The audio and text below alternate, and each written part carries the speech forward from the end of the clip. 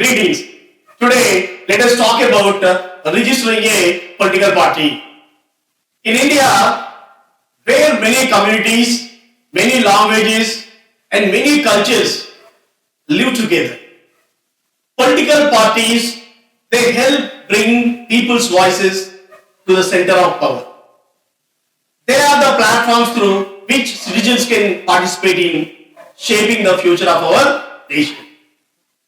Each party it works hard to bring attention to the needs and dreams of their communities, whether it is about regional pride, social justice, economic development, or cultural identity. Political parties they are created because people want their interests to be heard and their interests to be protected. They speak for groups that might not always get attention, otherwise, like people from certain castes, religions, or parts of the country.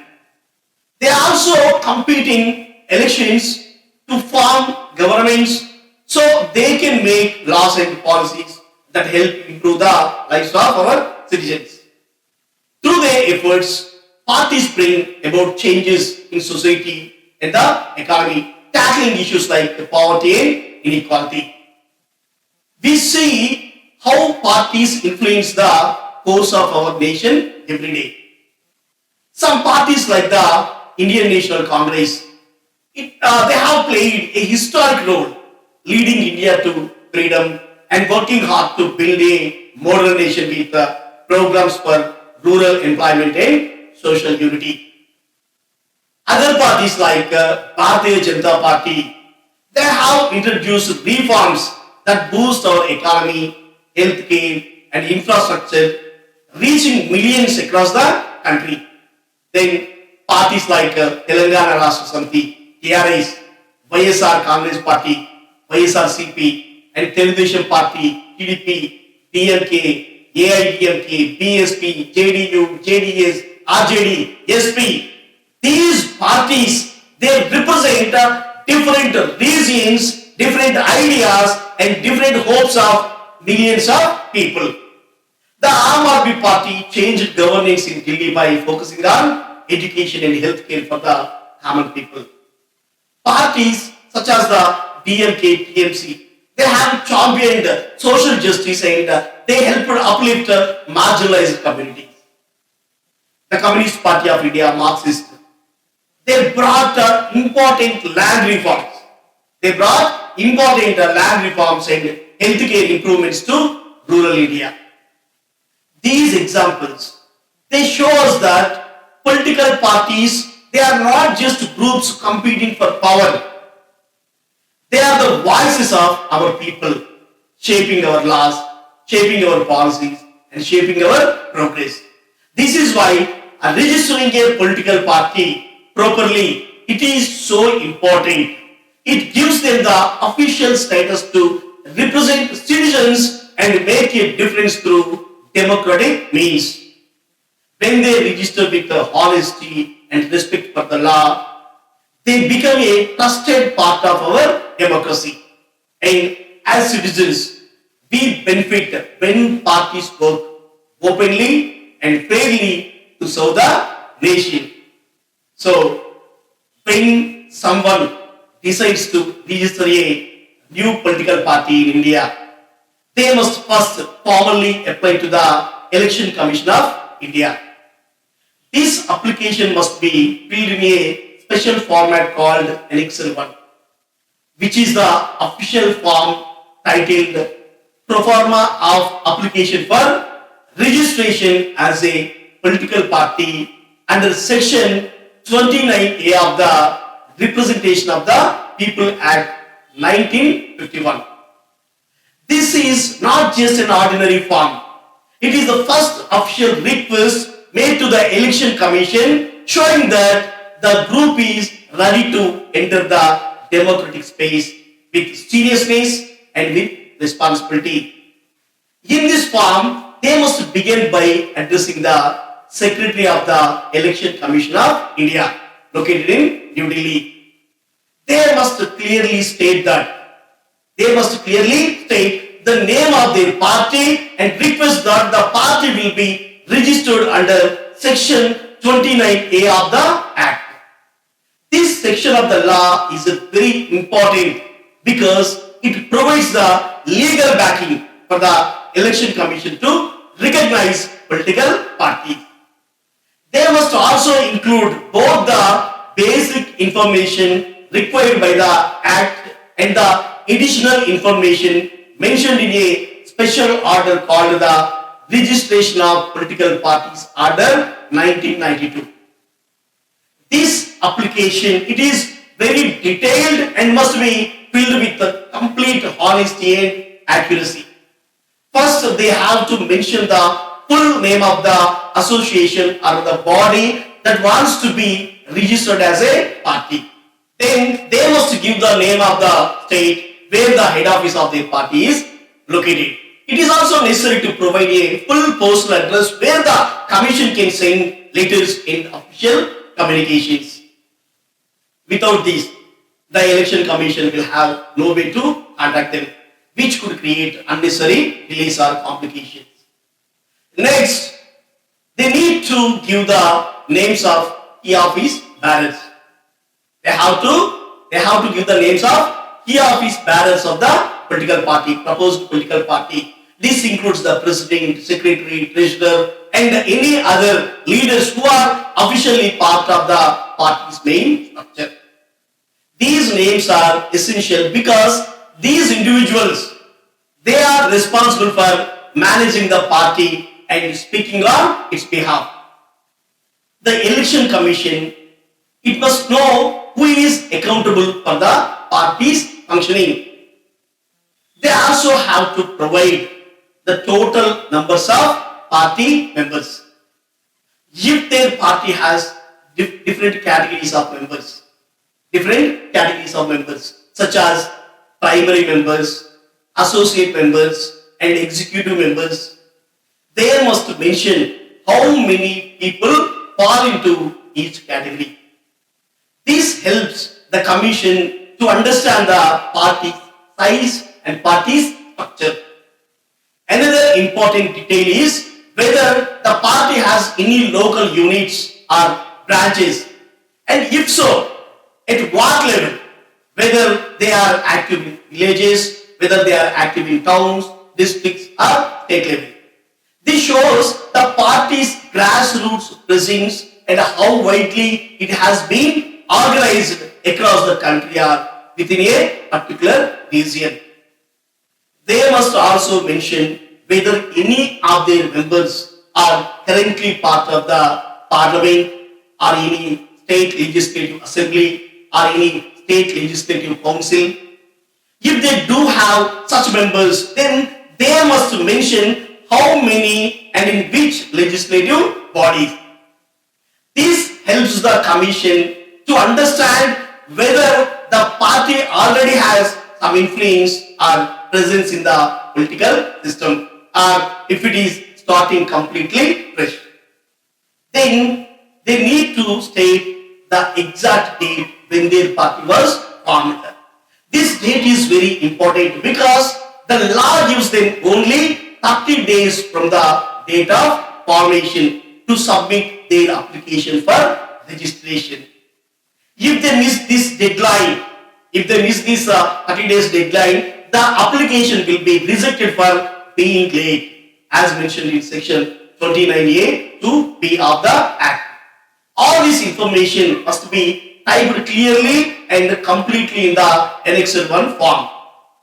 Every detail is important, and if even one of these points is left out or wrongly filled, their application may not be accepted.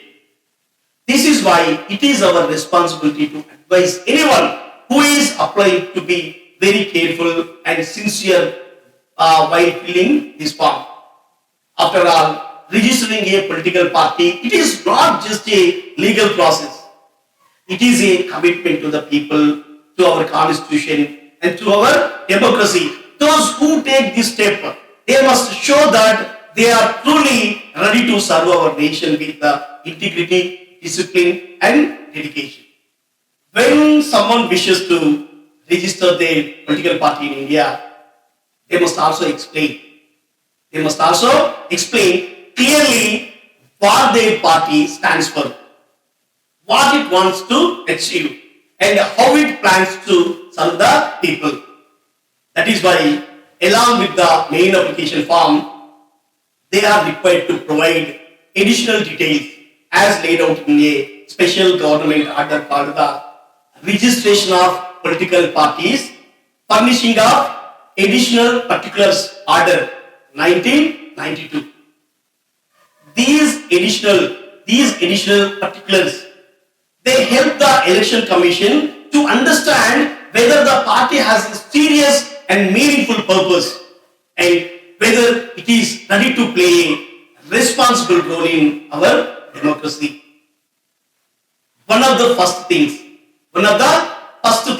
they need to explain is the basic principles on which their party is founded. These principles should reflect the values of our constitution. Values like equality, values like justice, values like freedom, and values like unity. The election commission wants to see that the party is not just created for selfish interests, but it is built on strong moral and democratic foundations. This part shows what kind of thinking guides the party's actions and decisions. Next, they must describe the policies, they must describe the aims, they must describe the objectives they wish to pursue. These are the goals the party hopes to achieve in society, like working for the poor, fighting corruption, improving education, and supporting farmers or protecting the environment.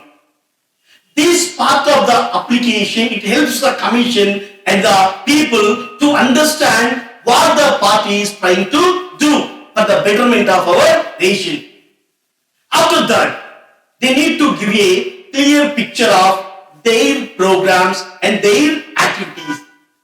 These are the actual steps or these are the actions that the party plans to take to turn their principles and their aims into real results. It would include things like holding awareness campaigns, helping local communities, conducting public meetings, or offering free legal aid. The idea here is to show that their words are not just empty promises, but are supported by real action and commitment. They also have to list the names of the main organs or main bodies that run the party. These could be called committees, these could be called councils, these could be called working groups. They need to explain what each of these bodies does, what the key members are, and what is leading them. For example, they should mention the names of their chairman, president, general secretary, and any other key leaders.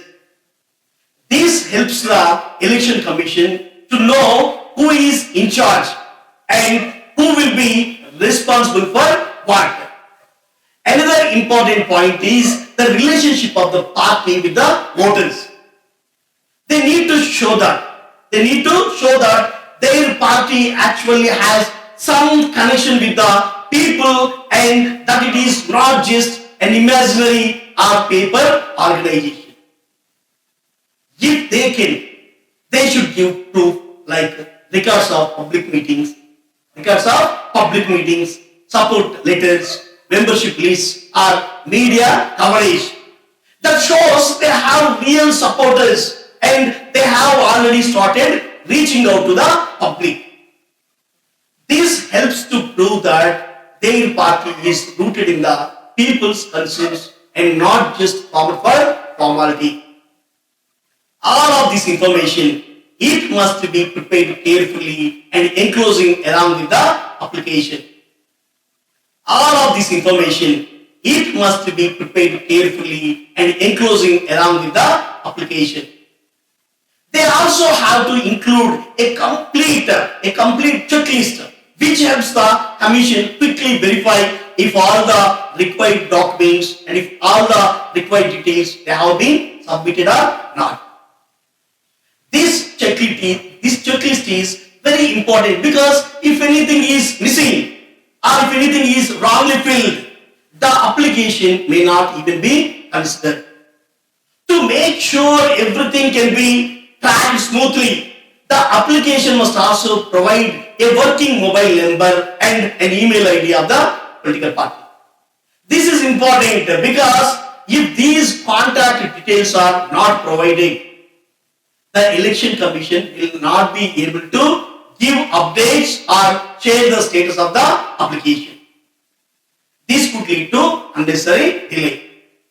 That's why they are strongly advised to include these contact details clearly and correctly. Then the form must be signed with the full responsibility by a top leader of the party, like the general secretary, chairman, or the president. They must also put the seal of the party to make the document official. They must go through this checklist and provide a clear answer against each item. Along with each answer, they must also mention the exact page number in their application where the information can be found. This helps the officials easily verify the details they have provided. And they are also required to pay a non-refundable processing fee of 10,000 rupees.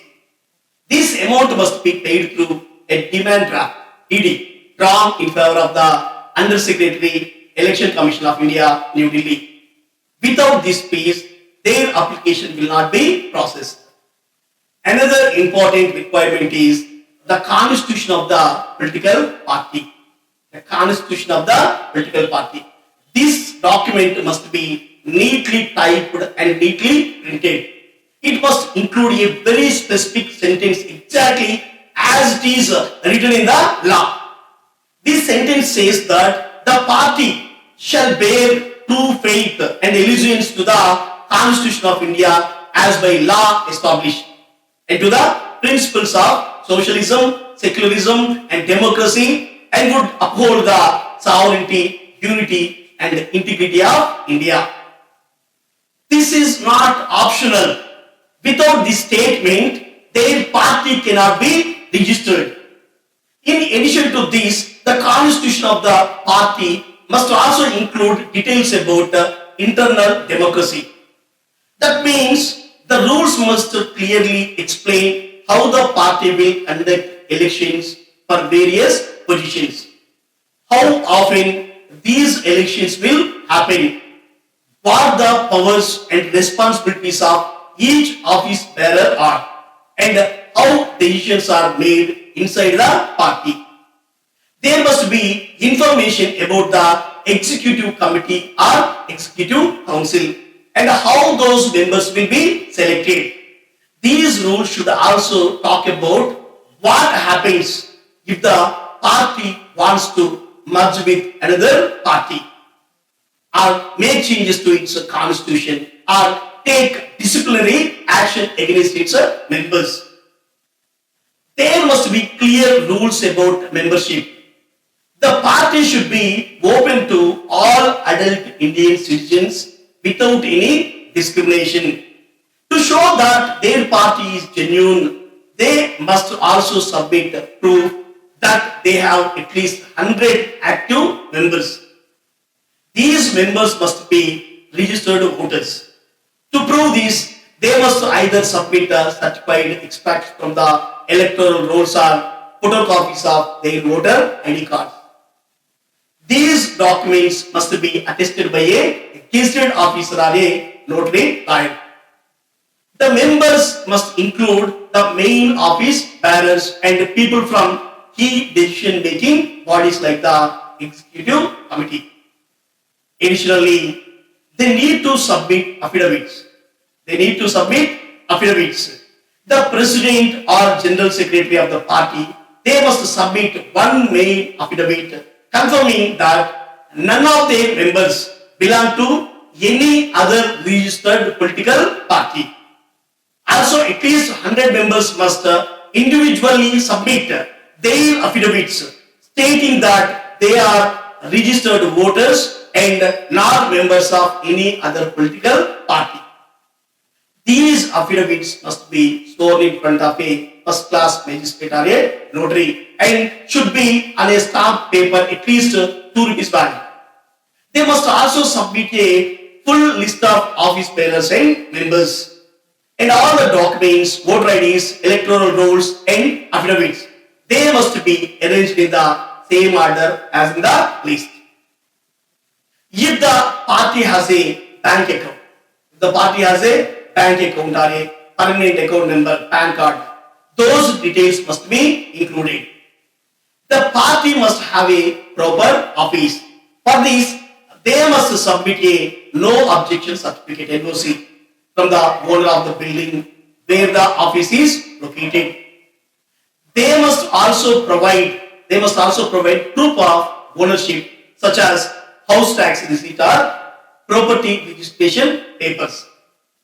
In addition, they must get a NOC from the local government or municipal authority, confirming that there is no rule against setting up a political party office in that building. Further, each office bearer, they must provide affidavits showing details about their personal assets and their personal liabilities. If they have filed income tax returns in the past 3 years, they must submit copies. If they have not, they must provide a certified statement showing their monthly income and their income source. PAN card details of all office bearers, they must also be submitted. The affidavits, they must also include information about any criminal record. If any of the office bearer have been involved in criminal cases, those details must be disclosed honestly and in the prescribed format. They must also submit valid proof. Showing that the party's constitution was adopted by the general body of the party. Their party constitution, it must have a clause stating that audited financial reports will be submitted to the election commission within 6 days after the end of each financial year. Another clause, it must clearly say that the party will never promote or support violence in any form. The constitution must also confirm that the party will conduct regular internal elections at least once every 4 years, and that any changes to the constitution must be approved by the general body of that political party. Then they must declare that the party will contest at least one election within 5 years of its registration. If it fails to contest for 6 continuous years, the election commission will remove it from the list of registered political parties. So, if we want to understand how serious and committed someone is about forming a political party, we must look at how carefully they follow all these steps. These rules are not meant to discourage anyone. Instead, they ensure that only genuine, honest, and democratic groups enter the political system. If they follow the process sincerely, the election commission will study everything carefully, and if all documents are in order, they will grant registration. From that moment, the party will be ready to serve the people, raise its voice for justice, and become a part of our great democracy. In addition to all these documents, they must provide proof that the general body of their party, that is, the larger group of their members has officially adopted the constitution. It must be shown that the members have read, the members have agreed to, and the members have accepted the constitution through a formal meeting or process. This step ensures that the party's values and rules are accepted by its members and not just decided by a few individuals at the top. The constitution, it must also declare that the party will submit its audited financial accounts to the election commission every year within 16 days of the end of the every financial year, as we discussed earlier. This rule ensures that the party handles public money or donations with honesty and professionalism. The constitution must also include a clear statement. It must also include a clear statement that the party will never promote violence or be a part of any violent activity. Peaceful methods, they must always be used even during protests or even during disagreements. Furthermore, the party must promise to hold internal elections regularly, at least once in every 4 years, for all positions and committees. Any changes that the party wants to make in its constitution in future, that must first be approved by the general body, and this process must also be clearly written in the constitution itself. Now let's talk about the annexures. The first annexure is an affidavit that the president or the general secretary of the party, they must sign it. In this affidavit, they promise that no member of their party belongs to any other political party that is already registered with the Election Commission of India. This is to ensure loyalty, and this is to avoid confusion between parties. They also have to confirm. That no member of their party is a proclaimed absconder, meaning someone who is avoiding the law.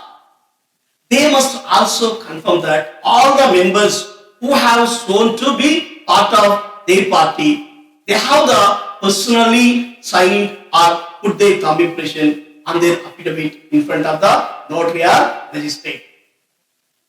This means everyone is genuinely involved and has agreed to be part of the party openly. The president or general secretary, they also have to confirm that the party's office is not a government building, and that opening the office there, it will not be a disturbing or a troubling the public. If there is any problem later, they agree to move the office somewhere else.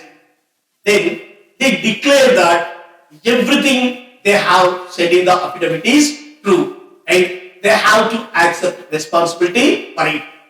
Then the second annexure is, it is an individual affidavit for at least 100 members of the party, including all office bearers. Each member must swear that they belong to the party and that they are registered voters in a specific assembly constituency. They also confirm that they are not members of any other political party registered with the Election Commission of India.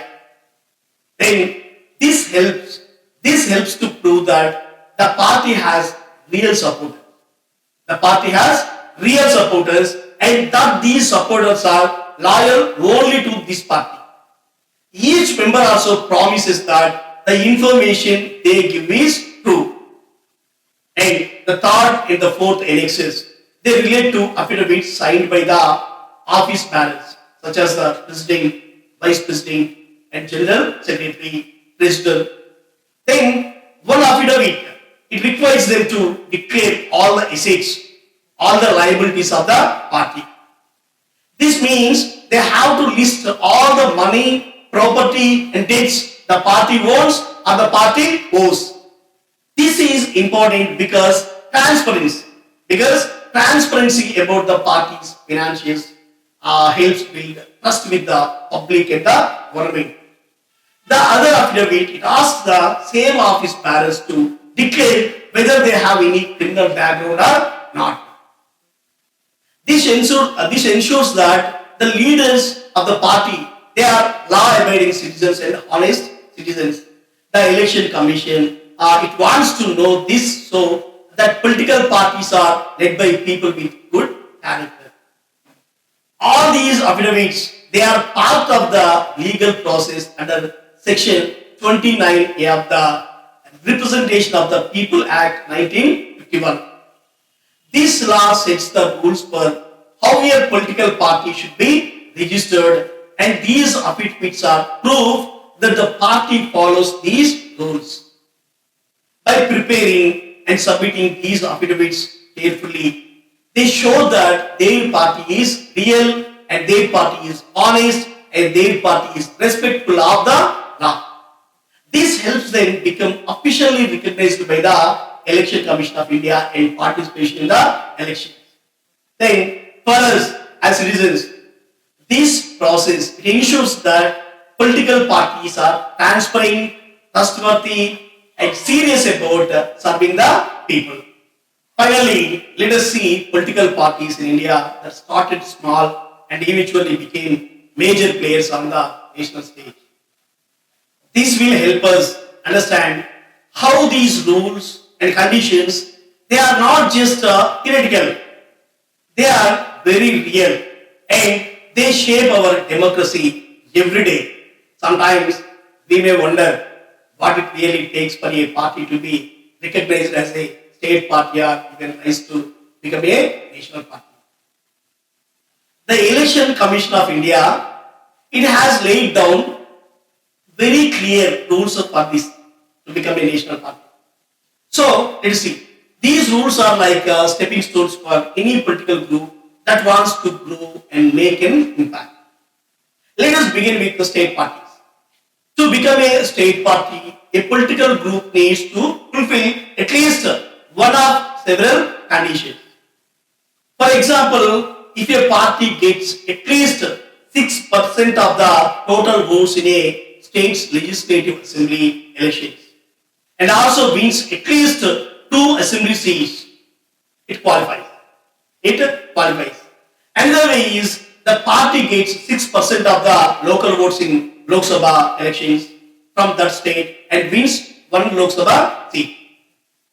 There is also a condition where the party must win 3% of the total seats in the assembly or at least 3 seats, whichever number is greater. Yet another rule, it says that if a party wins 1 Lok Sabha seat for every 25 Lok Sabha seats in that state, or if it secures 8% of the total vote share in that state, it can also be recognized as a state party. Let us take the example of the Aam Aadmi Party. It began as a local movement after the anti-corruption campaign in Delhi and became a registered political party in 2012. It first contested in the Delhi Assembly elections in 2013, and though it was new, it won 28 seats. Later in 2015 and again in 2020, AAP won massive majorities and formed the Delhi government. These victories, they made it a recognized state party in Delhi. Then in 2022, Aam Aadmi Party won Punjab by a large margin and even got vote shares and seats in Goa and Gujarat, because it met the criteria in more than 4 states, including getting enough votes and winning Lok Sabha seats. So, Aam Aadmi Party was granted national party status in 2023. This shows how a small regional party can grow step by step with consistent performance. Another good example is that Bahujan Samaj Party (BSP). It started as a state party in Uttar Pradesh, focusing on Dalit rights and social justice. Under the leadership of Kanshi Ram and Mayawati, it gradually expanded its base to other states. Over time, it gained recognition in more than 4 states and won seats in Lok Sabha elections. Eventually, it fulfilled all the conditions to become a national party. Even though it mainly holds power in Uttar Pradesh, its influence is now acknowledged at the national level. On the other hand, some parties remain state parties for a long time. For example, the Shiv Sena. The Shiv Sena party, it has strong influence in Maharashtra. It has played a significant role in the state politics for a decade. However, its performance in other states, it has not been strong enough to meet the national party criteria.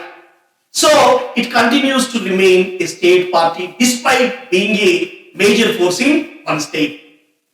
Now let us look at what it takes to become a national party. The conditions are more difficult. A party must be recognized in at least four different states. It should get at least 6% of the total votes in those states and also win at least four Lok Sabha seats. Moreover, it has to win at least 2% of the total Lok Sabha seats across the country. That means at least 11 seats out of 540. This ensures that the party has a wide national level support and is not just popular in one region.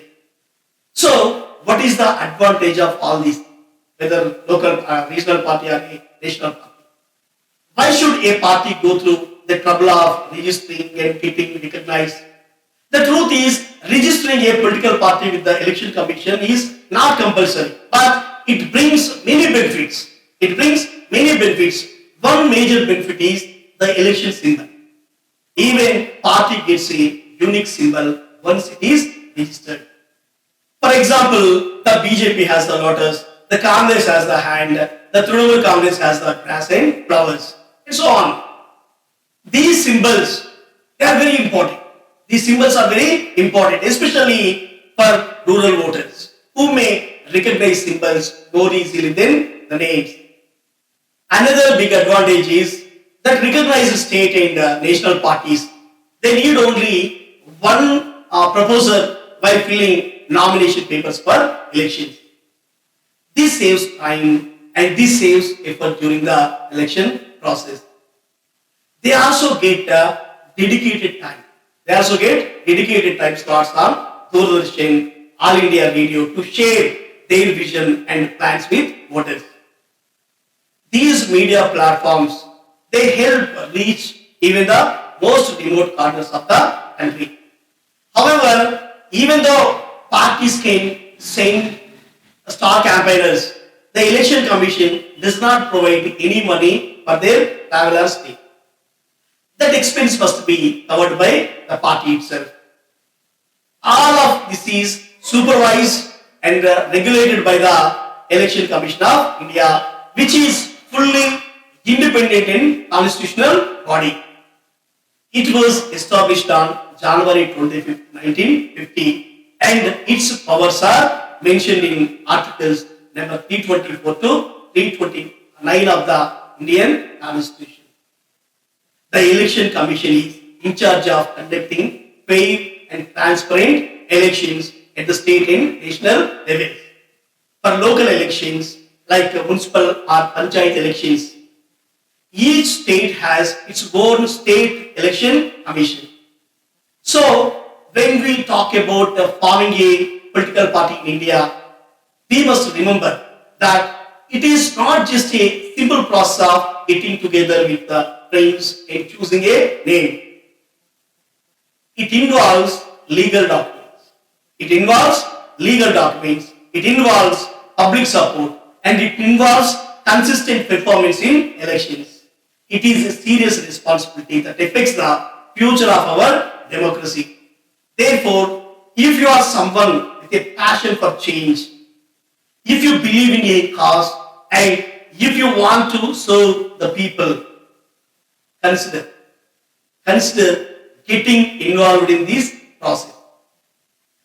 Forming and registering a political party, it can be a powerful way to raise your voice and fight for what is right. Remember, democracy is not just about voting once every 5 years. It is about staying involved, making policies, and representing the hopes of the people. And sometimes all it takes is one small step, like registering a party, to to begin a journey that can change the nation.